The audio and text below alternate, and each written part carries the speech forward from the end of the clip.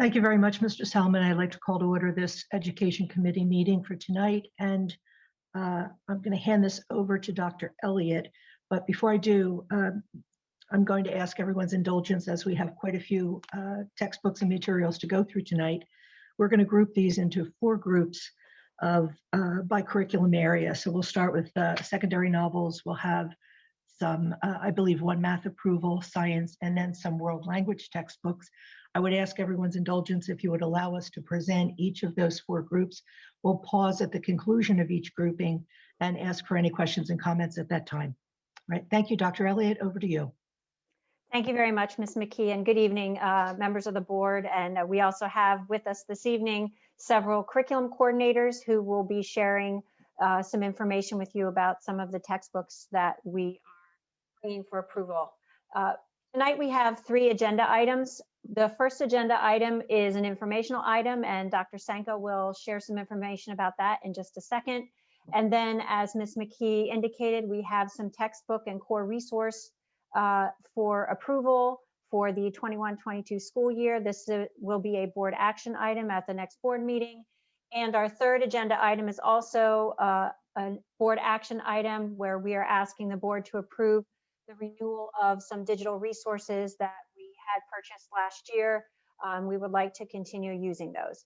So first, I will turn it over to Dr. Sanko to talk about the secondary snack and mask break at the high school level. Dr. Sanko. Thank you, Dr. Elliott. At a recent board meeting, we were asked to find an identified snack time for our students who are in grades 9 to 12 at both high schools. And we did just that. It reflects or parallels the snack break and mask break time that that our students have at the middle schools. So we have established a time each day from 10:17 a.m. until 10:30 a.m. for high school students to be able to have a mask break and eat a snack. And I'd just like to remind the board and the community that the students are provided with a grab and go breakfast when they arrive each day. And so they could either eat that grab and go breakfast at that time, or they're welcome to bring a snack of their choice in. Where we could achieve the 6 feet of physical distance that's required of us when masks are off for eating, students will eat in the classrooms. And if that is not feasible at that time, we have designated overflow areas in both high schools, which include areas such as the cafeteria, the auditorium, the hallways, and dependent upon the weather, some may even go outside.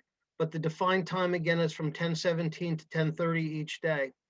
The high school principals and I met with Dr. Lambert, and we shared this protocol with the staff and shared the expectations with the staff that we would provide that time period each day for the students to have that snack break.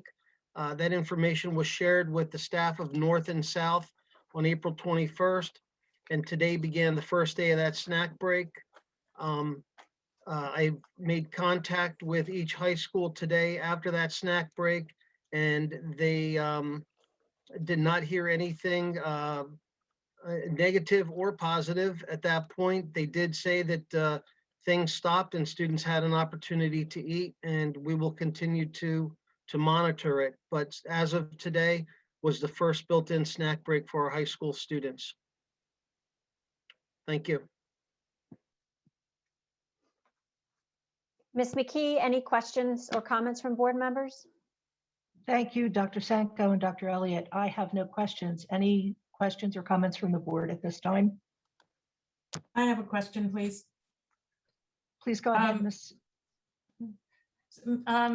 Dr. Sanko, just because I've been having some conversations with some people in the community, and can you just clarify and explain, there's some confusion as to why we can have like a snack break, but we can't actually serve lunch to students. So I tried to explain, the lunchroom issues versus being able to spread out in the classrooms, but I know that you will articulate that better. So it's great that we've ensured that this snack break is happening, but can you just reiterate for myself and the community the rationale as to why we cannot currently do lunch? Sure. Thanks, Mrs. Brooks, for the question. So, as we all know, we are required to have at least 6 feet of physical distance when masks are off and people are eating. Our cafeteria proper, at all 4 of our secondary schools, the 2 middle schools and the 2 high schools, do not allow for 6 feet of physical distance with masks off for kids to eat. So in order to do that, we need to achieve the 6 feet of physical distance. And to do it with a snack, I just explained that we will have overflow spaces such as hallways, such as outdoors or the auditorium. With the formalized lunch, we are bound with some regulations with the health department. We could spread kids out across the building, but we would have to talk about, and we've investigated this early on in this whole process, we would have to talk about hand washing stations, running electricity for food warmers, and then identifying the spaces where we would be able to put kids and be able to get food delivered to them or allow them to pick it up in the cafeteria or a grab and go station to allow them to be able to eat and be 6 feet apart. So with the use of the entire building and people bringing their own snack, we don't necessarily have to worry about the food warmers. We don't have to move students through food lines in the cafeteria, as you know, the cafeteria. So that's really the primary difference. It's just the volume of kids. And we're building that model based on the number of students who have said that they want to enroll for in-person learning. So I hope that answers your question. And if you'd like me to clarify anything else, I'd be happy to do so. No, that's very helpful. Thank you very much. If I may follow on, Sure. Dr. Sanko or Dr. Elliott, whoever, are we tracking how many kids are actually coming to school? And you know, I know we based it off the number who said they were, but have we updated that? That's my first question, to see if we maybe could serve lunch. And then before you answer, my second question is, in the fall, the assumption is kids are going to go back to school. One way around the 6 feet thing, I'm told by Dr. Damsker, is plexiglass dividers, which we could add to the cafeteria if we were willing to purchase and set them up. So have we given any thought, or are we just going to, you know, roll the dice and hope we can get kids back for lunch in the fall? That's my second. Thanks. Okay, so let me start with your first one, Dr. Thorwart. We are updating, we are tracking those numbers daily. And I can't sit here right now and tell you what our attendance was today. I didn't look at it today. But we are tracking our attendance of all of our students K to 12, and we're tracking them whether they're attending virtually or whether they're attending live, or if they're supposed to be attending live and attending virtually. So we can certainly provide updated numbers with that. As I said, I don't know the numbers as of today. I didn't look at that today or even have a conversation about it, but we are tracking it. We could get that information for you. Regarding Later, yeah, later is fine. Okay. Regarding the plexiglass, we've had a lot of discussion around the plexiglass or the acrylic or whatever the material would be as the dividers. And all of our schools, if you remember back when we were measuring classrooms, we said that each school and each classroom has the possibility of having a different footprint. And our cafeterias are somewhat like that as well. And so are our cafeteria tables. So in some of our cafeterias, like Council Rock South, we have 6 foot round tables. And to put a plexiglass barrier on that table, I guess the best example I could give you would be if everyone is familiar with Trivial Pursuit and each little piece is a pie piece, that's the kind of plexiglass barrier and divider we would need on that kind of a table. Many of the schools have 12-foot folding rectangular tables. So it's two 6-foot tables that folds in the middle. It's on wheels. It could be rolled and stored. We could separate students on those those tables, and we could put plexiglass or acrylic dividers on those tables as well. We did cost out and try to do an accounting of the tables as well as the cost of the acrylic and the plexiglass. And I would think that we would be better served, and our students would be better served in terms of the expenditure of that acrylic or plexiglass to be able to spread our students out in overflow areas such as the auditorium or the lecture rooms or the other areas to be able to serve students lunch if it's so decided that we're going to serve high school students lunch. I guess my statement or questions lead up to, if there's a will, there's a way. We need to have the will for the fall, at least, if not sooner, to make that way happen. Is the encouragement I want to state here. So I'm thinking long term. I don't want to relive this in September. So that's all. And Dr. Thorward, I'll just piggyback off of Dr. Sanko's comments there. And something I had said at the previous meeting, that we are looking for the fall, especially with vaccinations already available to those who want them ages 16 plus, and seemingly right around the corner for ages 12 plus. Right now, we're operating on the assumption that any middle or high school student who wants to be vaccinated will have the chance to be vaccinated plus 2 weeks before the start of the school year. Last week, Dr. Damsker reiterated his confidence to me that we'll be able to hit that timeline. And so I would just speak up in agreement with you, and I know with Dr. Sanko as well, that as we sit here this evening and as we move forward, we are planning on full days, and we are planning on serving lunch in our middle schools and high schools beginning in the fall. Thank you. Great. Do we have any other questions or comments on this topic before we move on? I don't see any hands up. So I'm going to turn this again back to Dr. Elliott. I believe you're going to begin with an overview of the curriculum budget before we get into the curriculum recommendations. Yes, thank you, Ms. McKee. So as we move into our second agenda item for our approval of textbook and core resources, this evening, several curriculum coordinators and classroom teachers are joining us to present textbooks and answer any board questions.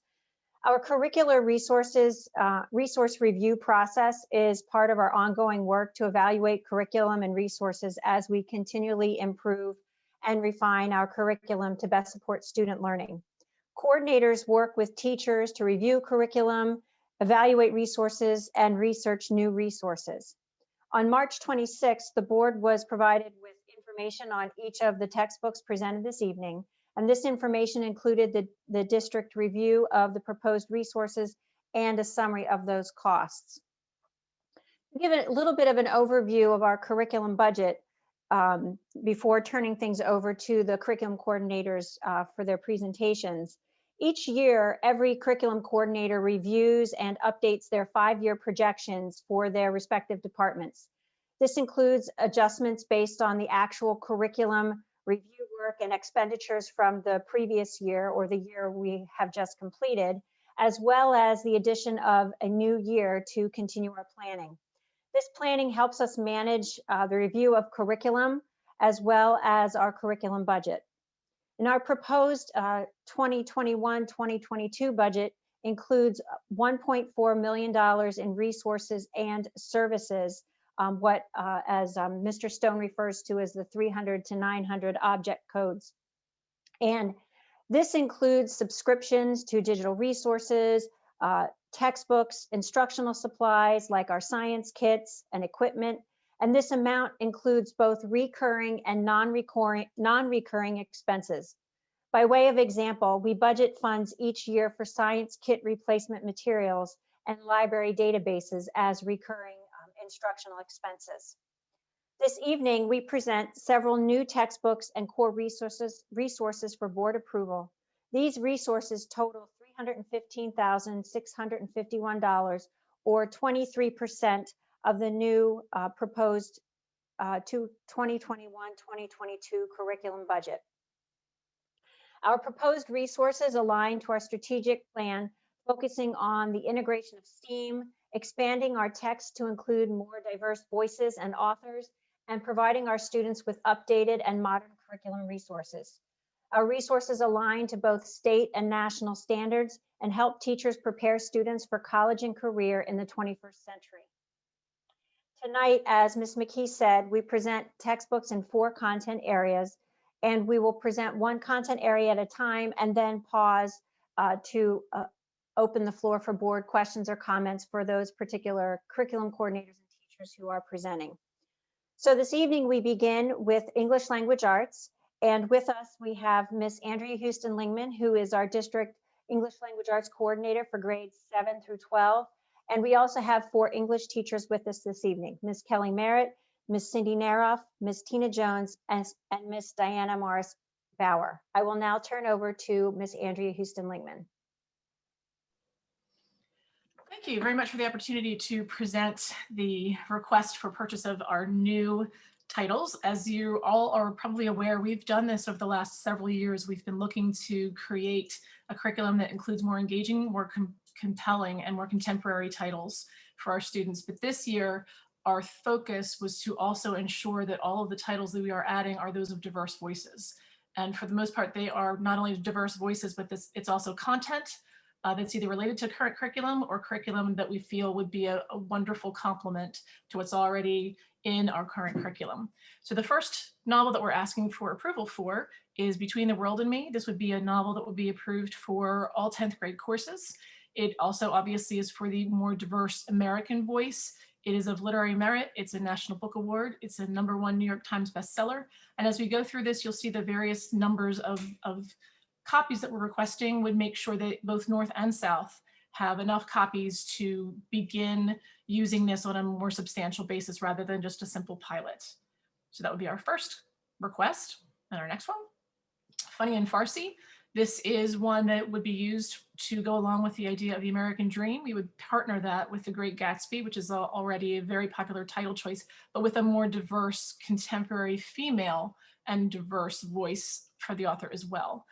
This is an author who has been nominated for multiple awards, including a finalist for, as you can see, PEN USA Award in Creative Nonfiction, the Thurber Prize for American Humor, and the Audio Award in Biography and Memoir. And again, the number of books is relatively small. We would like to increase that at some point in the future, but it has been a very wildly successful title used currently in our pilot. We would like to expand that use. And then next up for 9th grade, Kindred. This again is not only just an author who has a diverse voice, but a female diverse voice, which we thought is also extremely important. This idea would be exceptionally important for our freshman year, where the protagonist triumphs through adversity. We have a number of titles that speak to that same concept, which would continue the theme throughout this additional piece, this more contemporary piece. Again, a Black female author who's the recipient of MacArthur Award, a Novello Award, and twice won the Hugo Award. And again, enough copies to at least get us a little bit more of an expanded program in both schools. And for 9th grade, The House on Mango Street. This one is told through a series of vignettes, so we could envision teachers having used this in its entirety or to use it in bits and pieces as needed as it fits in. This voice is a female voice. It's also a Chicana girl who is 12 years old, so it's a perfect concept to bring into our junior level courses. Also looks at the various writing styles and forms of literature because it's a little bit different since it is a set of vignettes. The author honors include the Ford Foundation's Art of Change Fellowship, the National Media of the Arts recipient, Penn Nabokov Award for Achievement in International Literature. And this title specifically, when we've been asking various applicants who are applying to positions at both Council Rock North, Council Rock South, and the middle schools, when we ask them, how would you bring about diverse voices to our curriculum if you were able to do so? This title was stated multiple times by many people. It's definitely a very popular piece that I think the students have definitely connected with. That would be for 11th grade. And the Nickel Boys. This one also would be a piece that would include this modern text that deals with racism and inequality in the Jim Crow South. A very important concept to bring into our 11th grade specifically for several reasons. It addresses the aspects of multicultural perspectives of the American experience. This particular author is a Pulitzer Prize winner and a New York Times bestseller.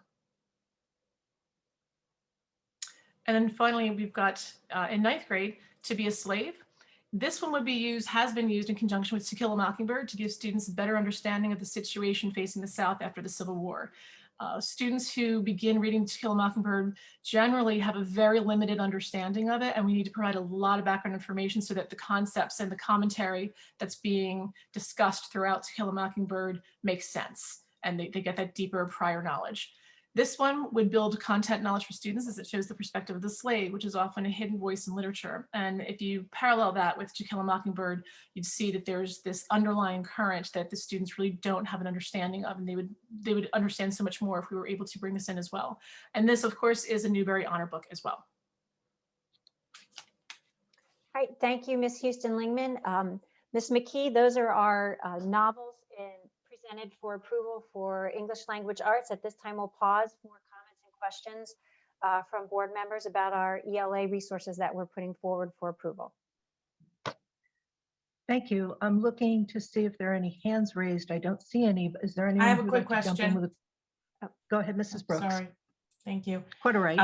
I love these novels. I love the diversity that it's bringing. I mean, it's fresh, it's current, it's relevant. I just love this. So thank you. I just want to get an understanding because each of them have listed like 9th grade, 10th grade. Are these novels covering all levels? I mean, will all students get some exposure to some of these? Because it's not clear to me if they're academic, accelerated, honors. The messages and themes are so important. I'm just trying to get a sense of how widespread the use will be. So they've been piloted with specific targeted classes in mind. And what we've experienced in the past is we might have looked at something, say, for an accelerated 10 and realized that it's certainly because of the content especially would be appropriate to move to an honors course as well. And depending on the students in an academic setting, in say English 10, they may actually be able to embrace a lot of it as well. It often depends on from year to year that the classes and what the experience the students have had in the year prior. So what we like to try to do is to make sure that if it's something that we feel that we can use even a piece of it might just be even a chapter, introductory chapter, let's say, to help expand on To Kill a Mockingbird, for example. It's approved to be used in all of those grade levels because the content that it goes along with is in all of those grade levels. Got it. All right. Thank you for that explanation. I love it. Thank you so much. Andrea, could I add something to that just briefly? Mrs. Yes, Brooks? Who are here are those who are, they are the ones who brought these titles. Yeah. One quick comment, for example, Funny in Farsi, which is right now identified for 11th grade on the reading writing workshop level in 12th grade. Myself and another teacher who is doing this course this semester, we're piloting with that group of students as well, because they wouldn't have gotten it in 11th grade because of the level they were at, but that didn't mean that we didn't think it was a good possibility for those students. And so we're piloting it in the workshop level right now, and the students are really enjoying it. So we're kind of trying, just as you said, to make sure that we can capture the largest number of students when we have these titles. Cindy, thank you for that. So that's great. So that, I mean, I'm going to be an optimist here and think that there's going to be broader use than we even recognize initially. Yes. And so thanks for all your efforts to do that. Much appreciated. Thank you. Thank you. I don't see any other hands raised. Would anyone else like to comment before? Hands are Yes. raised. I beg your pardon, Dr. Thorwart. Please go ahead. I've got a question for the group as a whole. I'm not going to critique your books or your selections. The best way to get a high school student to learn and embrace these is to want to read these books. What's your experience? I mean, are kids going to roll their eyes at these, or are they going to actually, are these page turners that they're going to want to read? Andrea, Is my question. that's a great question. I was going to just offer that off to any of the teachers who are here who have been piloting. Andrea, I'll take that if that's all right. Wonderful. I have piloted both the Nickel Boys and the House on Mango Street to 2 different levels. And I will say this, I asked my students for feedback afterwards. And one of the things that I found was a lot of the students, and I have taught the Nickel Boys to both the accelerated level and the AP level. A lot of them said, you know what, this is what I've been waiting to read. This is the kind of book that, I've been waiting for high school to read. This was exciting. A lot of them took the book to their parents. A lot of them talked about, we sat at dinner and talked about this book because I was so excited to read it. And I actually received a number of parent emails with that same feedback. This is the first time my son's ever sat down and discussed a book he's read with me. So I think the answer to your question is, I think these are exciting. They're a little more contemporary. And if we can find ways to make that connection with them, then, that definitely makes it worth it. And that's fair. I mean, that's what I'm looking for. So We're right there with you, 100%.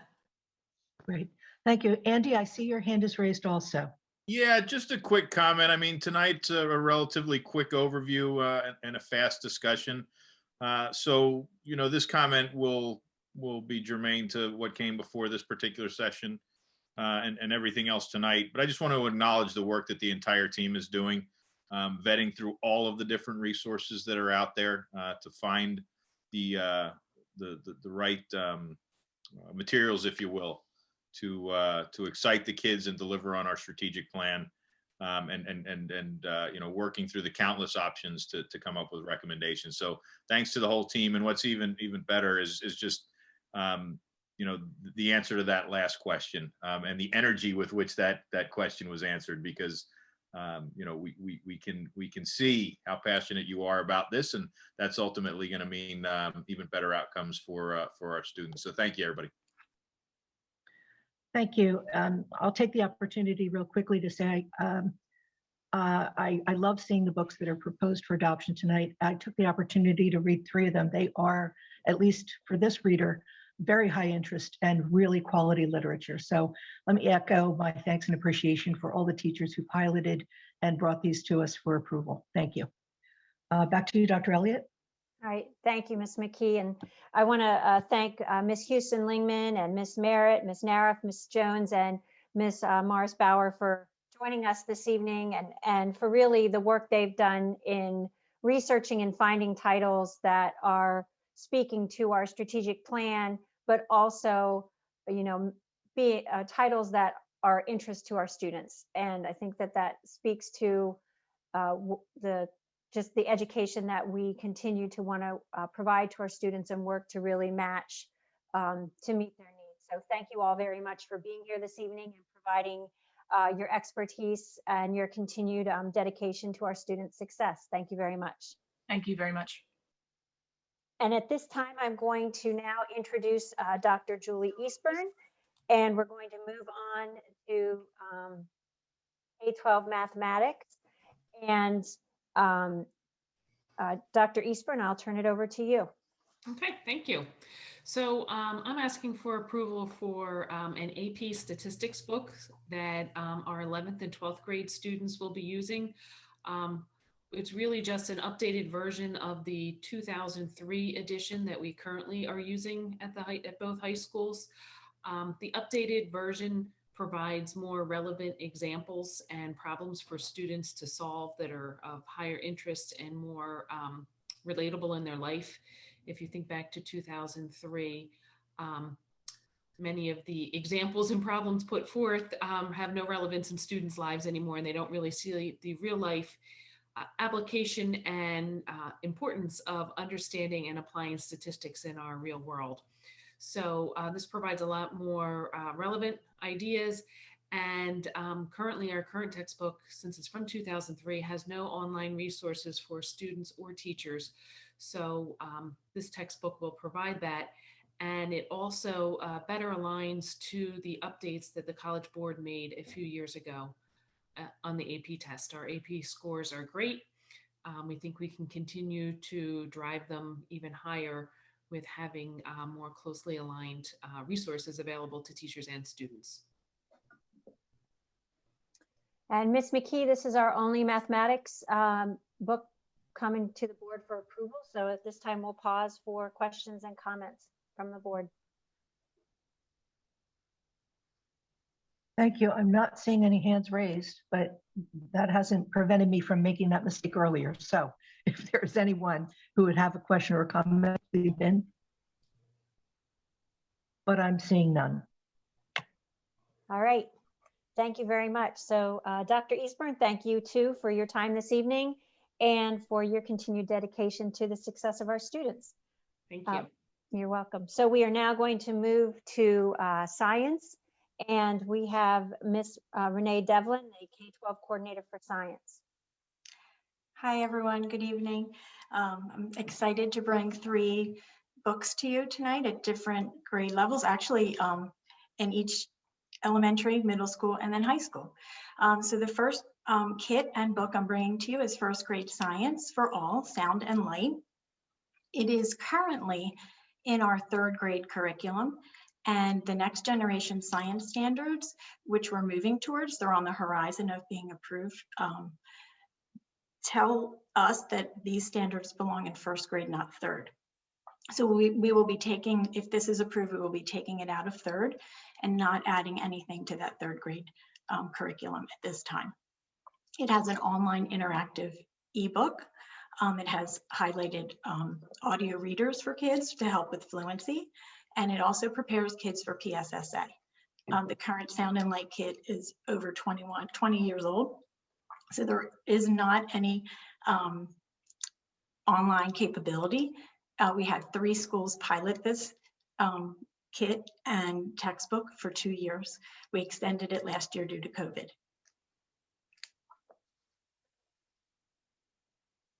Do we want to do questions with each one, Sue? Or We're going to go through the 3 and then we'll do questions. Okay, perfect. Okay, the next book that I'm excited to bring to you is for AP Environmental Science. I guess the main purpose to update our curriculum was that College Board changed the curriculum in 2019. So we decided to pilot that year, and then we postponed the purchase for this book as well. This is also a book that we currently have. It's just the 3rd edition. The great news about this book is it comes with a 9-year license.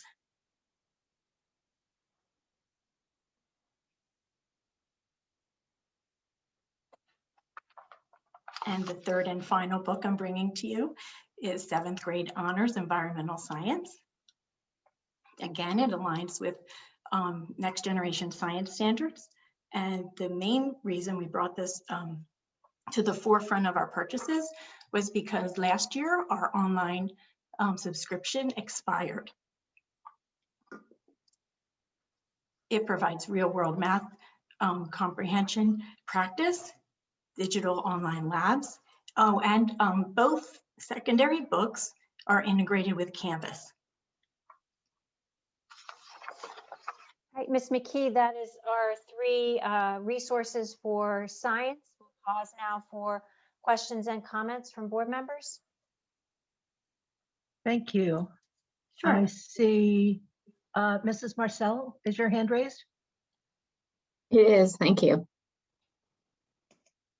I just had a quick question, Ms. Devlin, about the first one that you showed us, the light and sound. Yes. Curriculum. If you could go back to that slide, it would be helpful. Of course. Thank you. I just was wondering, since it's a kit, are there, beyond the books, are there like items that? Yes, it comes with materials for hands-on labs, which a lot of teachers this year packaged up individually for students. So if you see on the right of the slide, the kit should last about 10 years. And it's for, each kit is for a full class set. And over the course of time, we can always order refills as things break for the kids. So our current kit in 3rd grade is actually discontinued, and we can't order any refills for that at this time. Okay, thank you. And so in terms of the kit items, are they items that, and maybe this year, like, would they be shared, or would there be enough for each student to have their own if we had to continue doing that in the future? They can package them that way for us. There is I've been talking to the rep about that, and they can work individually with some of the items. And when we get the new kit, the refill items, they can be packaged individually. And is that, if it's packaged individually, is that included in this price, or would that be additional funds? I believe that this rep is excited that we're upgrading, and we upgraded a kit every year for several years now to update, to bring things up. So I think she was going to include that. Okay, great. Thank you. I We appreciate had it. that conversation due to COVID. Yeah. Thank you. Thank you. Yeah, no, I appreciate it. It looks like just very interesting and something that I think a lot of students would be interested in. So just thank you. Yeah, another thing I might have forgot to mention is that this kit provides STEAM for all. So this will be a way that where we would embed STEAM in 1st grade for all students. Excellent. That's wonderful. Thank you very much. You're welcome. Thank you, Mrs. Marcel. Mr. Salomon, I see your hand. Yeah, thank you, Mrs. Devlin. And you hit that word I was going to ask you about right on the head there, STEAM. What did we replace last year? Last year, we replaced a 4th grade kit. Okay. We upgraded it. Because that was also has STEAM. Right. Yeah, anytime we upgrade, all the extensions have STEAM investigations. Okay. What if any kits are left at the elementary level that you're aware of that we need to? I would like to focus on 5th grade next year for mixtures. Okay. And solutions. So we're looking forward to these type of presentations every year from you then. I hope so. Yeah, let's bring them into the 20th century and hopefully a 5th grade around the corner too. So sorry, it'll streamline our curriculum and update it and make it easier for teachers with online access, and then of course good for our students. Yeah, and it's a big deal. I mean, the kids clamor for this stuff. I know my kids, and at Holland with Mrs. Mangold and all the NASA work she does. It's just, this is where the kids want to be, and to hear that some of these or most of these kits are outdated. For me, this is a personal priority to make sure we get this right and do it. So as always, Mrs. Devlin, my thank yous and your continued work with our folks to get them where they need to be is well received throughout the community. So thanks again. You're welcome. Great. I don't see any other hands up. Any final questions or comments before we move on? And seeing none, it's like it's time for world language. All right. Well, thank you, Ms. McKee. And I want to thank Ms. Devlin for being here and her continued work to support our students and particularly continuing to promote STEAM. So finally, I introduced Ms. Lynn Young, our district coordinator for world language, with some world language text that we have for approval this evening. Ms. Young. Okay, thank you very much. Before I start, I do want to go back to Ms. Houston Lehman and thank her for doing the Casa on Mango Street, because we do read snippets of that in our Spanish 3 and Spanish 4 curriculum. So I was thrilled to see that book will hopefully get approved. Okay, we have two books, textbooks that we are presenting this evening for world language. The first one is a German textbook for German 4 and German 4 honors and AP German, and it is Neue, Blickwinkel. And we definitely need an update to our German curriculum. For the AP exam, we have been piecemealing books together for the past few years and resources. It's all thematic based, so that was fine. But the teacher at Council Rock South, Roy Harvey, has used this book in college level courses, and they also piloted this for 2 years in the German classroom. And he was really, really excited about the possibility of having this book. So the book comes with a 6-year subscription, like most of our textbooks. They have outstanding, authentic resources Within the text, there's written examples, authentic examples, audio, video, and the world language resources, the online resources for the kids, the interactive resources that are coming up with the more current textbooks are outstanding. And as you can imagine, well, with everybody, it's been challenging to teach language during the pandemic. And this has been using our online resources with the ability to capture the students' audio input, to record, to compare, to chat, etc., all within our textbook resources has been amazing. So we are asking for 45 books for Council Rock North, 45 at Council Rock South. We get free teacher resources, and including shipping, the total is $19,548. So we are hoping that that gets approved for our German class. And then the next one we have is for Spanish. Spanish continues to be the most popular language that students take in Council Rock. We offer Spanish 1 in 8th grade, as well as French 1 and German 1. Also, we usually have enough students in 9th grade to fill 1 or 2 classes of Spanish 1 also at Council Rock North and Council Rock South for students that choose not to take Spanish or are unrecommended take a world language. In 8th grade, they will pick up usually a first level class in 9th grade. And if we have enough students, we'll offer a French level 1 in 9th grade, as well as a German level 1. But this particular textbook, Senderos Uno, is from a publisher that we use in the French, all 5 levels of French, in Spanish 4 honors and in AP Spanish. And we love the publisher. They're called Vista Higher Learning. They give us a lot of great resources. It's an excellent update to our Spanish program now, which didn't do so well with the online. It didn't offer as many online resources for level 1, 2, and 3 Spanish students this year. This one will offer us a 6-year subscription. We get vocabulary tutorials, grammar tutorials, news of cultural updates. There's video collections. There's virtual chat activities that the students can do. There's plenty of resources for all level of speaker, and the teacher can assign the online resources. And also it really helps to differentiate instruction in the first level of language learning before the kids break off into different levels. So we are asking for 780 textbooks, all coming with a 6-year digital resource. They're $189.95, and you can see the total is almost $150,000. They're giving us 30 free textbooks and online accounts. And this publisher has been amazing in letting us look at the resources for level 2, level 3, level 4. So we were looking at the scope and sequence for a 5-year period, and all of our teachers got online access. We started this process 2 years ago with 3 publishers, and we've narrowed it down to 1. They're excellent in customer service. They will talk directly with our technology people if the intermediary is not so strong.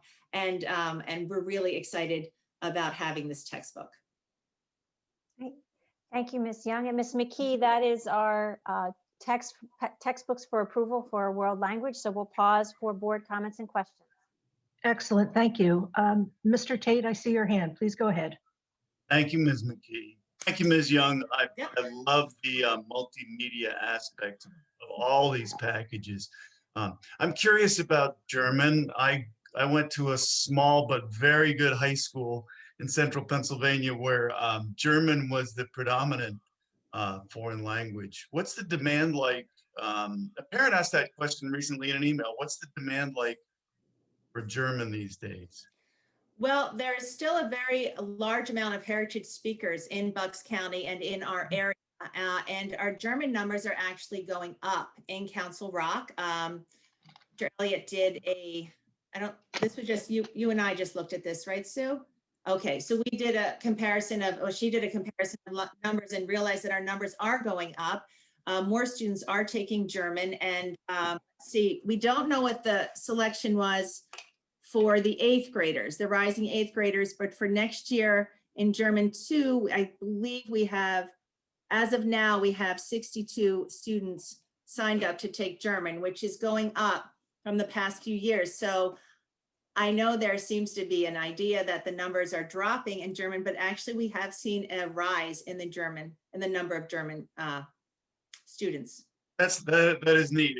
such a big part of our Pennsylvania heritage. Mhm. So thank you. You're welcome. I'm looking again to see if we have any other questions or comments. And I don't see any. I would just like to take a minute as we close out the presentation on textbook materials to thank all the curriculum coordinators and the classroom teachers. I understand that these things don't just appear on our agenda as you have referenced. This is a couple of years in the making with teachers piloting and doing their homework and finding the best fit for our students for instructional materials. So please extend our appreciation to everyone who has worked so hard to bring this to us.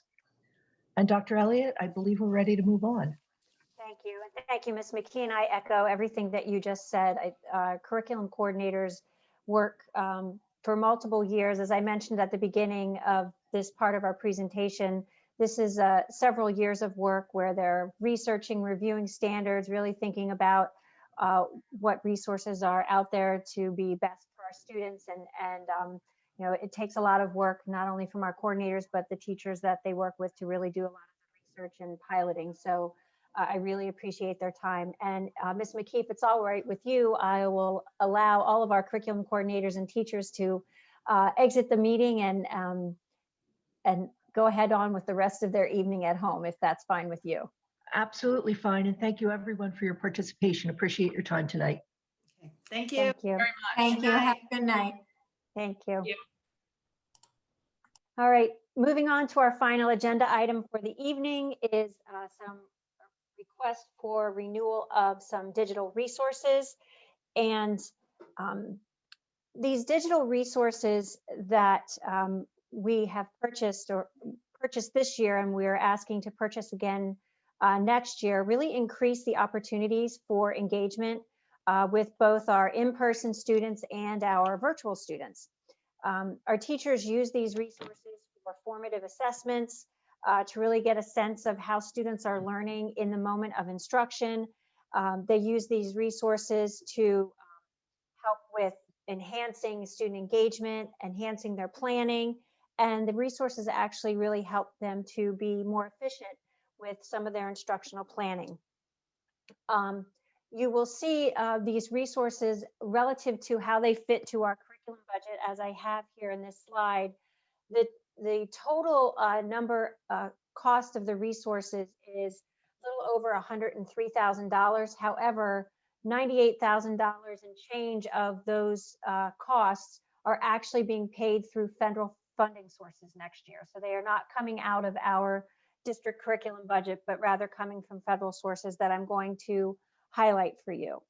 So just to quickly highlight these digital resources, these are all resources, some of which we had been using in pockets and sporadically across the district prior to the pandemic last spring.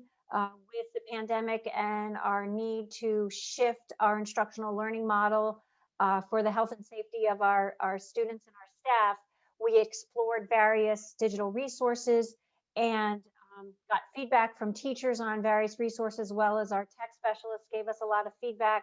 And these were the 5 resources that we purchased last year.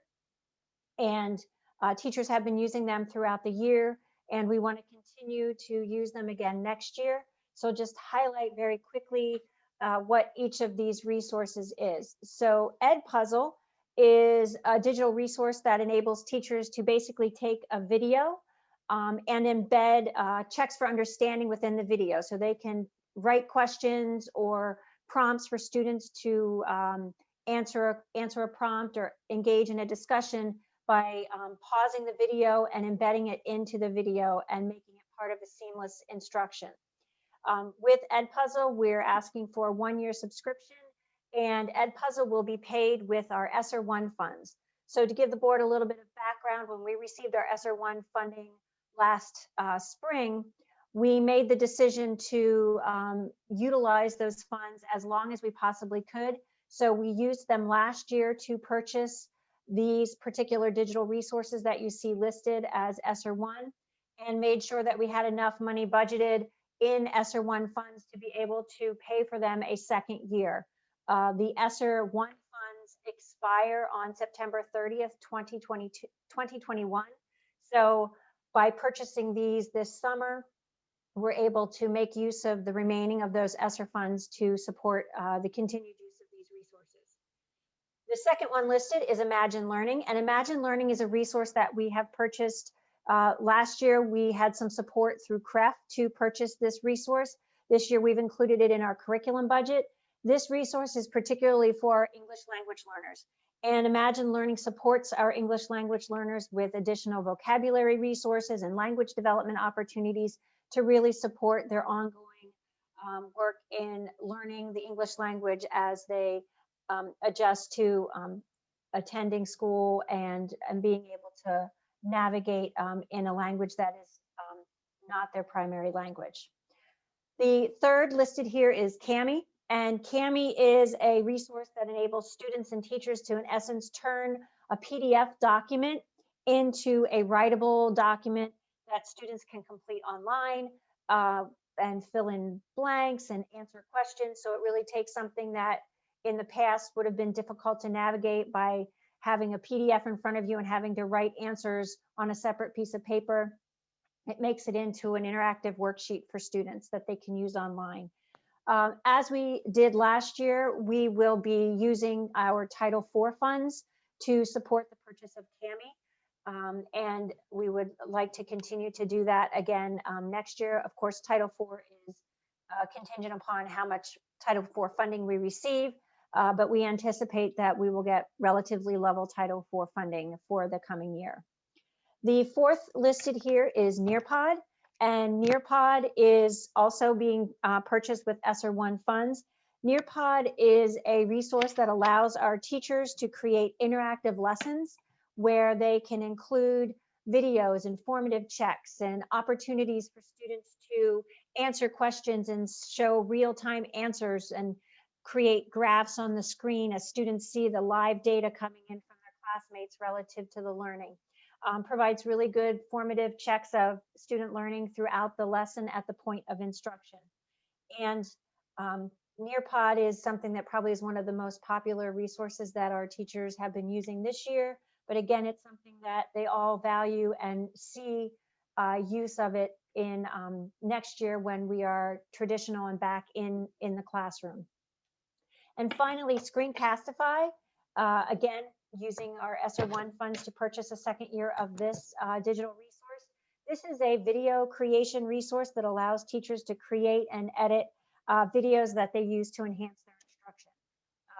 As you can imagine, it was probably, it's been very helpful during virtual instruction, but teachers are also using it as part of their in-person instruction to be able to create videos or present information to students that they might be viewing independently, and then participating in some discussions in class. We are asking for board approval for 1-year subscription of each of these digital resources that'll benefit our teaching and learning. The reason that we are doing a 1-year subscription is we want to next year be able to really evaluate each of these resources with our shift back to a traditional classroom setting for most all of our students. We really want to be able to evaluate the utility of these in that format. And so once we evaluate them next year, we will take a much harder look at all of these resources to determine if we want to continue them, since the 3 that are purchased with ESSER, the ESSER funds will be running out, so they would need to come out of the curriculum budget. And we'll want to be really strategic and thoughtful about how we're using those funds. So Ms. McKee, that ends the portion with the digital resources. Are there any board comments or questions? Thank you, Dr. Elliott. Dr. Thorward, I see you. Thank you. Dr. Elliott, I don't really have a question about the particular resources in front of me or of us, but I do have a question, and it's related. The kids have spent a year basically looking at a Chromebook screen. Can you tell me, maybe parents too, it is my hope that we're going to not spend another school year staring at Chromebook screens, and when we get back into classrooms, we'll have a teacher up in front of classes engaged with students, not students with a laptop or a Chromebook on their desk all day in school. I'm supportive of you having these tools, but not if it becomes not if it turns us into, all right, everyone sit down and open your Chromebooks in school. Can you comment to that a little bit, perhaps? Certainly, Dr. Thorward. Thanks for that question and comment. So I think that one of the things that we have to keep in mind is prior to the pandemic, technology was a valuable tool for student learning. And it was a tool that we believe is important for students to know how to navigate, a tool that they use as part of their learning, much like other tools that they use, but it's not the only tool. So these resources help teachers to be able to provide instruction through digital formats, but that does not mean, and we don't intend for our students to go into classrooms and open up their Chromebooks next year and just look at their devices while the teacher is in front of the students. But we do expect that teachers will utilize technology as a resource when it is appropriate for students to utilize that resource to enhance their learning. So we will continue to see the use of the Chromebooks as an instructional tool, but we won't expect to see the Chromebooks being open and students using those for the entire class period. That's what I was looking for. I appreciate that. Certainly. And thank you for that question, Dr. Thorward. Is there anyone else with a question or comment? At this point, I'm seeing none. Okay, and as no one seems to be chiming in, Dr. Elliott, I turn it back to you, but I think that may conclude things for this evening. That does conclude things for this evening. So Ms. McKee, we will add these items to the board meeting for the Education Committee when we next meet on, I believe, May the 3rd for the regular board meeting. And I want to thank you this evening for the opportunity to present these resources for approval. And we look forward to all of them being used next year and the opportunity for those to enhance our students' learning and continue to help us meet our strategic plan goals. So thank you very much. Great, and thank you Dr. everyone for Elliott. your part. Sorry. No, I'm sorry, Ms. Key. I was just saying, great job, Dr. Elliott. Thank you. Thank you. Agreed, and thank you everyone for participating and giving your time tonight. It's not always easy on a Monday, so thank you everyone. Our next Education Committee meeting will be Thursday, May 27th, and I believe that concludes our meeting. We are adjourned. Thank you, everyone. Thank you. Thank you.